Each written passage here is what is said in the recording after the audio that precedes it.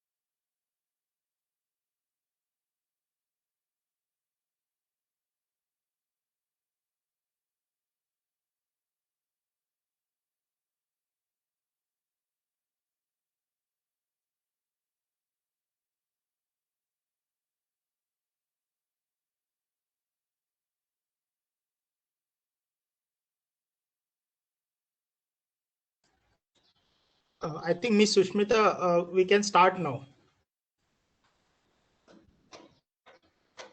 Okay.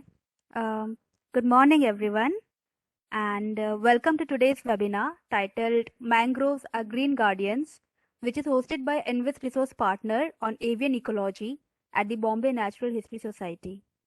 I, Sushmita Karmakar, working as an information officer at BNHS Envis, will be your humble host for today's event. Dear participants, I would like to add that with active participation throughout the session, so I would request everyone to be on mute the chat box throughout the presentation. Before we go any further, I would like to briefly introduce BNHS Envis. Next slide, please. Sorry, Sushmita. I think Viraj, can you make a full screen?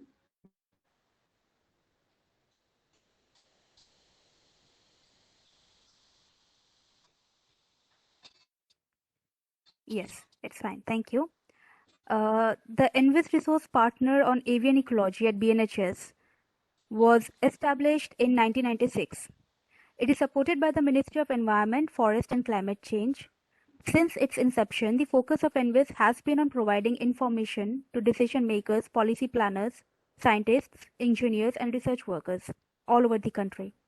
The center collects, collates, and disseminates information and various knowledge products on different environment-related thematic areas and generate awareness among the stakeholders via the various Envis hubs and resource partners, which are hosted in the Environment Forest Department of various state governments and union territory administrations. The main objectives of the center are to create various data banks on birds and related areas, to publish and distribute brochures and other informative products, to upload data banks on website by using internet and provide knowledge to the world, to spread information on birds through doubt clearance service and organize workshops, to conduct various certificate courses under the Green Skill Development Program, and to work on GRIDS, which is a grid-based decision support system. Next slide, please.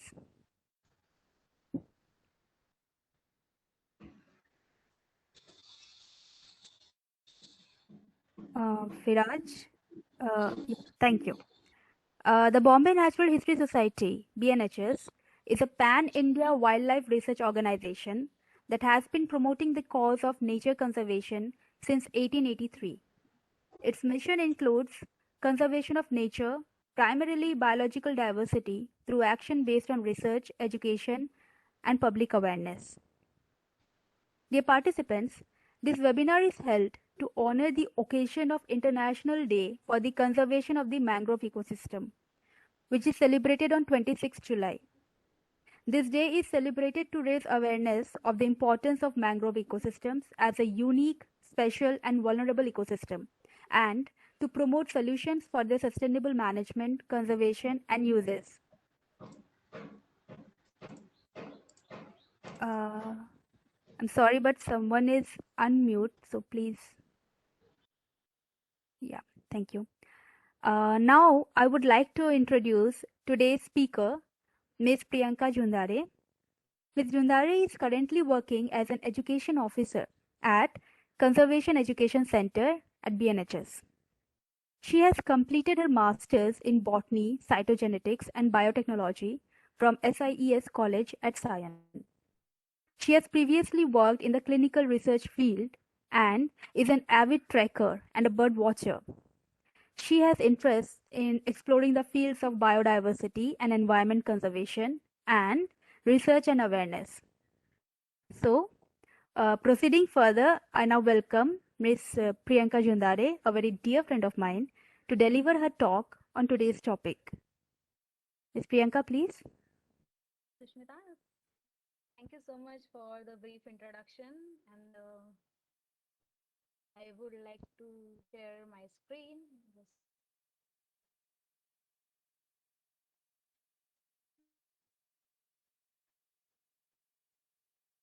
So I hope my screen is visible. Yes, it's visible. Yeah, it's with you. And I'm audible. Yes, Am I yes, audible you're audible. clearly? Yes, you're Thank audible. you. So let us begin with the celebration uh, of the International Day of Conservation of Mangrove Ecosystem. As Sushmita, my dear friend, have already told you the importance of celebrating this.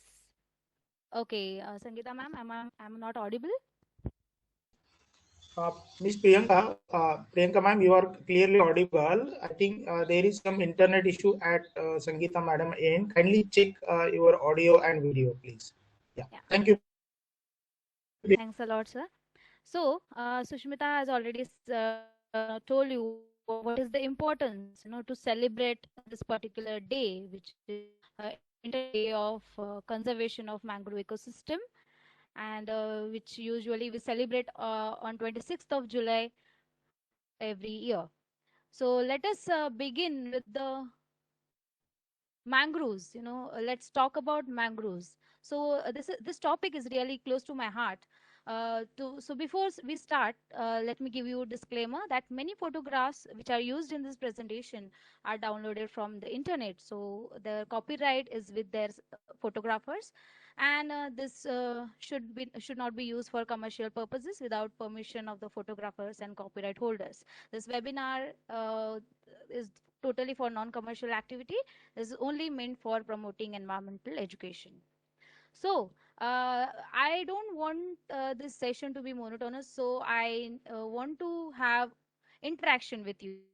What I can see many familiar names, and they are really experts in the plants. But can you please tell me what are mangroves? What do you think mangroves are? I need this session interactive so that we can have fun during session. So anyone, you can put it in chat box. What are mangroves?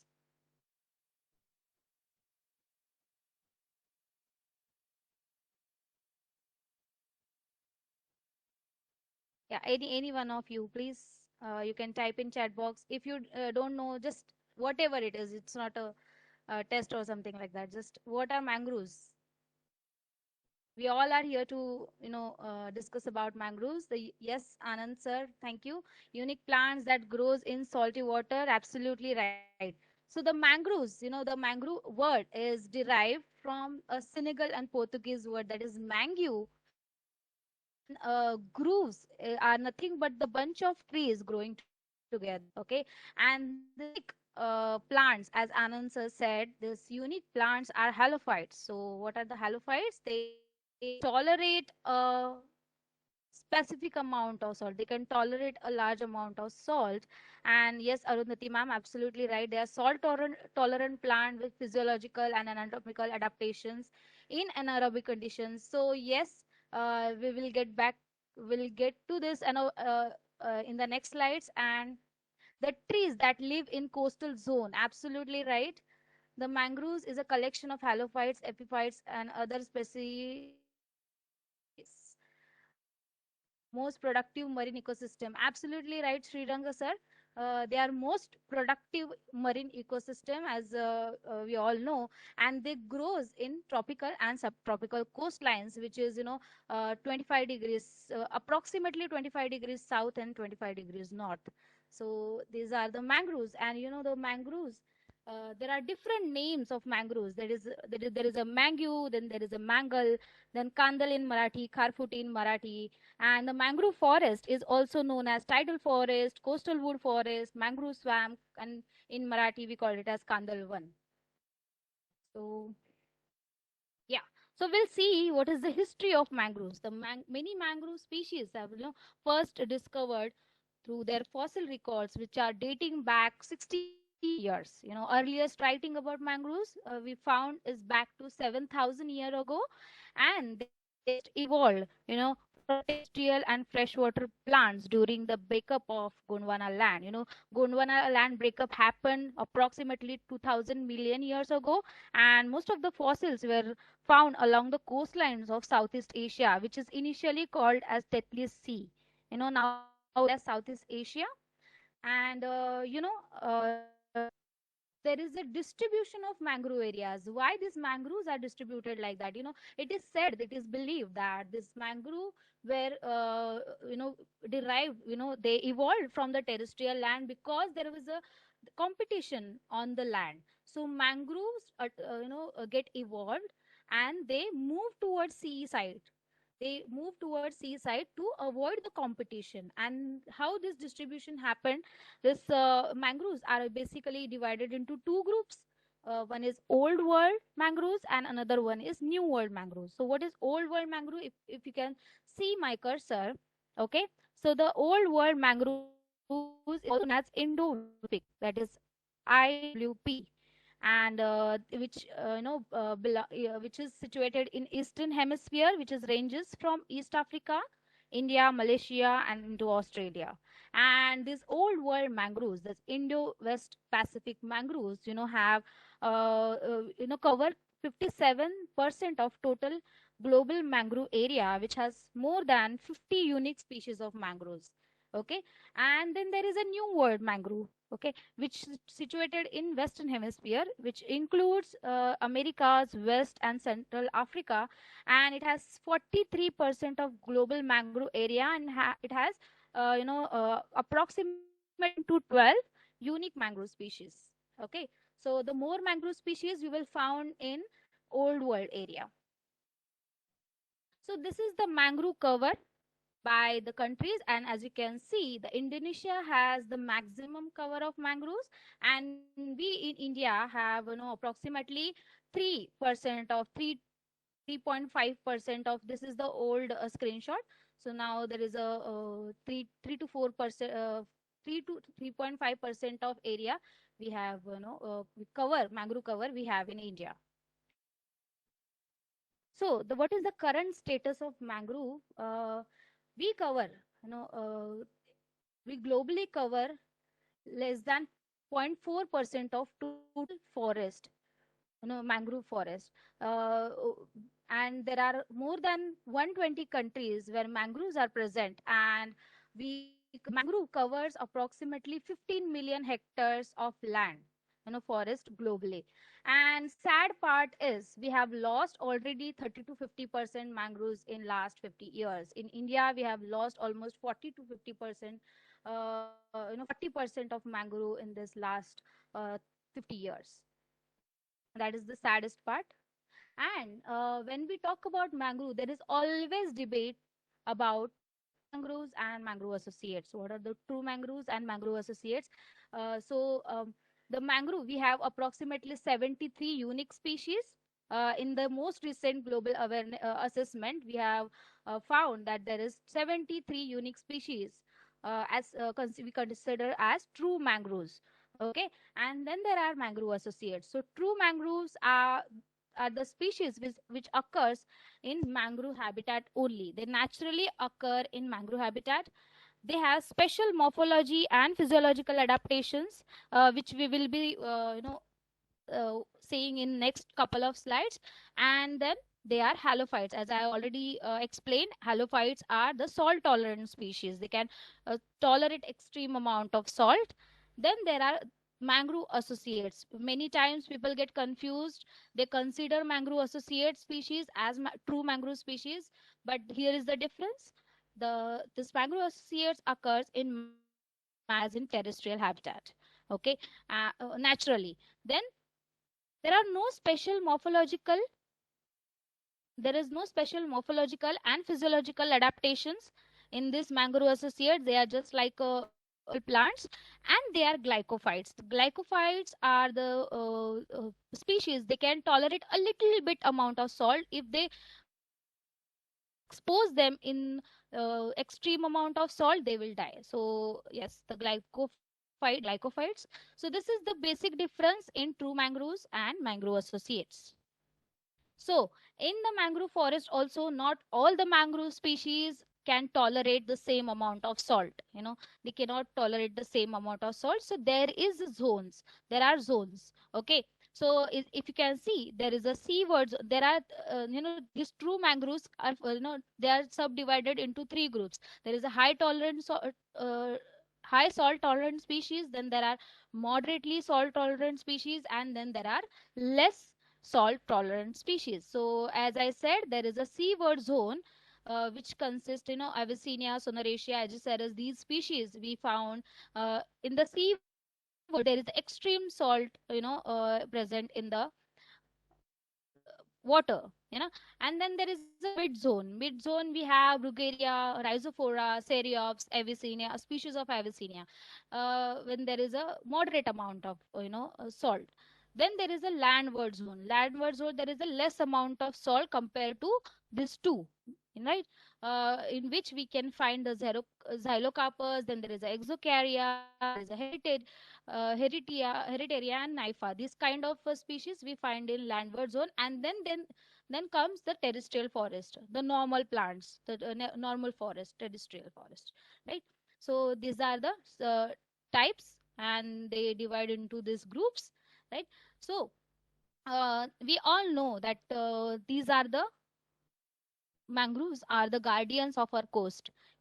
They protect us from the winds, heavy waves, waves and tsunamis, cyclones, all these things. We all know that, right? So to justify this slide, I would like to show you one video. Just a minute.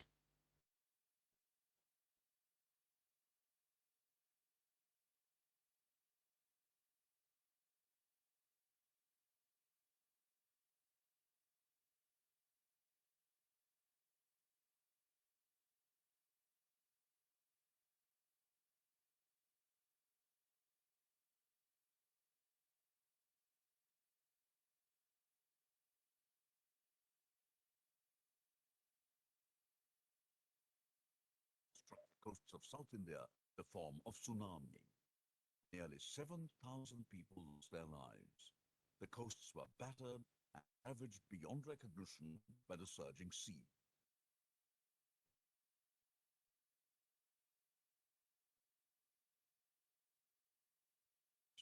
As the waves carved into the coasts of Tamil Nadu, Peechavaram, a Dumbaram, miraculously held against the rising seas and survived the cataclysm.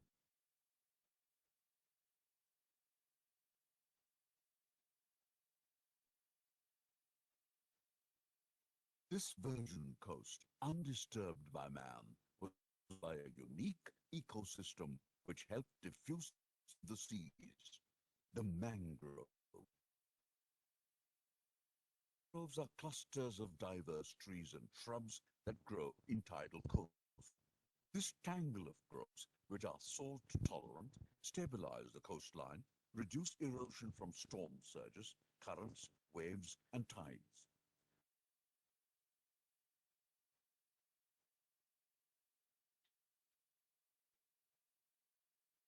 The intricate root system of mangroves is home to a multitude of organisms. Sadly, more than half of the world's mangrove forests have been destroyed by flawed developmental activities.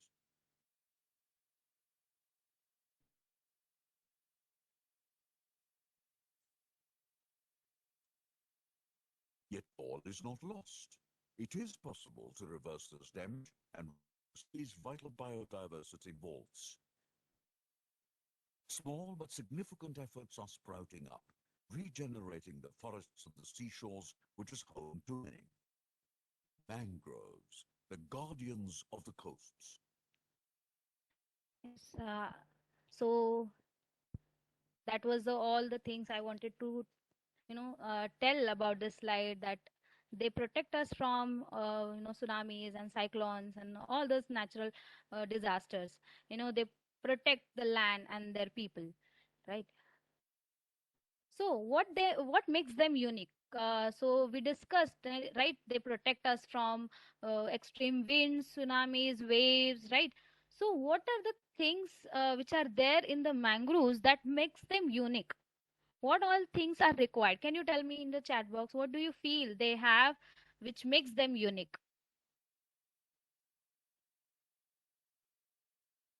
In the chat box, please.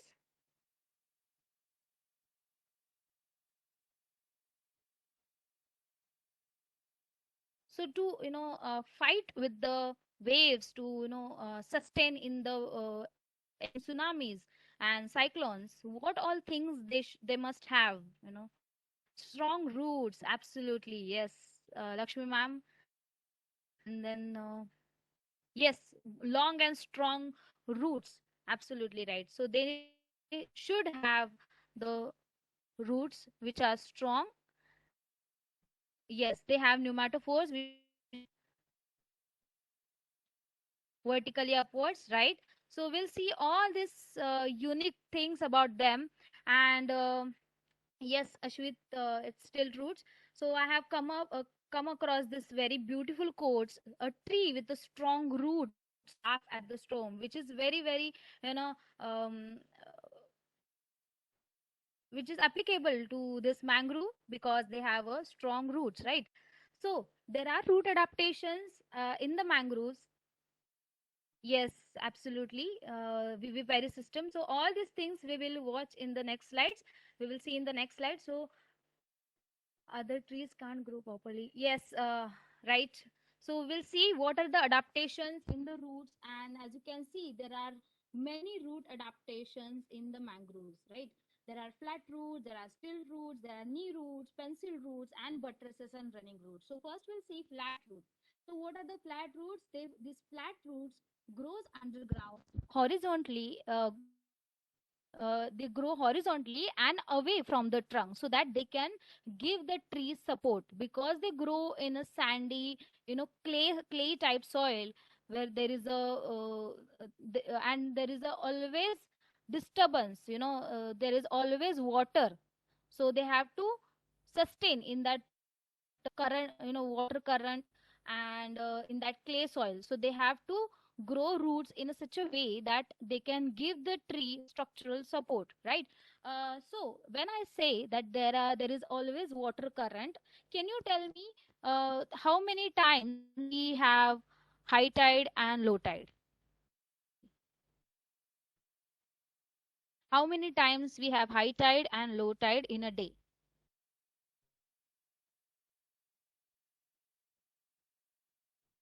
Twice, absolutely. So there is always twice high tide and twice low tide, right?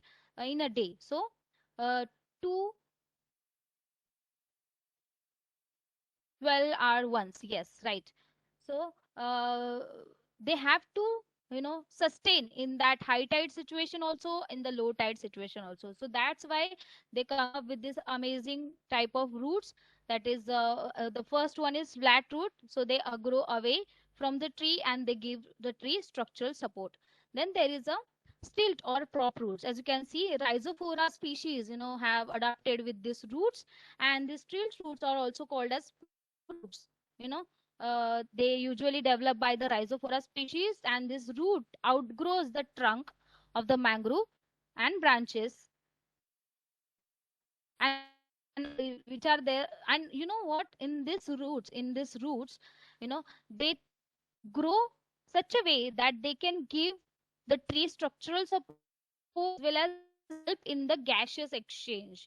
We all know that this mangroves soil is always like a clay, or there is a combination of sand and clay, right? And which is extremely anaerobic soil. There is a very less oxygen, and there is no way that oxygen can penetrate into that soil, right? But to get a oxygen, this plants develop the roots like this, prop roots.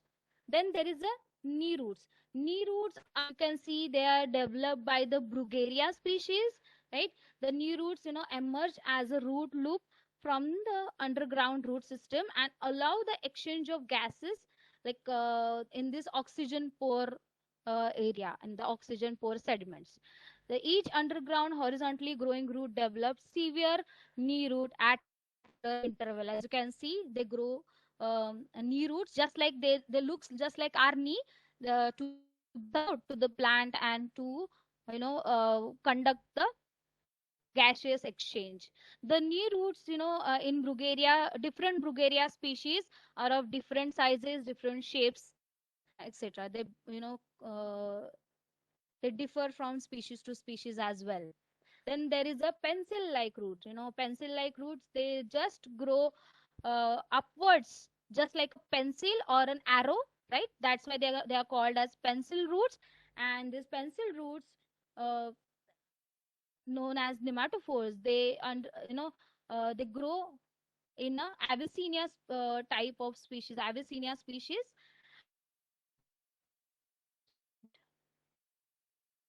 And this pneumatophore word is Greek.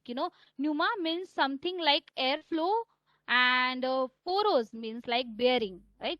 And in English, the word aerial roots are also very common in pneumatophores. We also call it as aerial roots, and pneumatophores are roots that grow vertically up.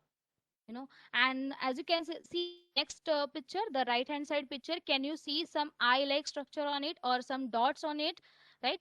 Those are known as lenticels. These lenticels help these pencil roots in the gaseous exchange, right, to take oxygen, right? And these lenticels are hydrophobic, okay? So they help in mangroves to help in gaseous exchange, and these lenticels get close when there is a high tide, so there are less chances of mangroves to be get degraded or get drawn. So these are the importance of these pencil roots. And then there are buttresses and running root. There is a species of Heritaria that is known as Sundari, which we found in Sundarban areas.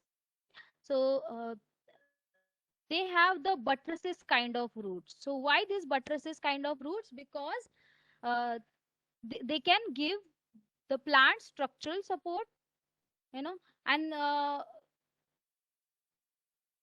buttresses roots, provide huge, tree stability, especially in tropical areas. And the buttresses roots, can grow up to 10 meters in height. These roots are all, the buttresses root do not continue their growth underground as they do above. And when trees on habitat, they can also develop buttresses root. But in mangrove, there is a they that those are very important, right? So these are the adaptations in roots. Then we'll see there are, as we all know that mangroves are extreme, salt tolerant species. So they have to, take us water from that area where there is very salt. So they cannot filter out the water and take only water from the roots. So they take the water with the salt itself, and they, excrete out the salt. They just remove the salt, the excess of salt, through this mechanism which we are going to see, right? So as you can see, salt crystals on Avicennia marina. So this picture is clicked in the Mumbai area, where we were on the field and we saw there are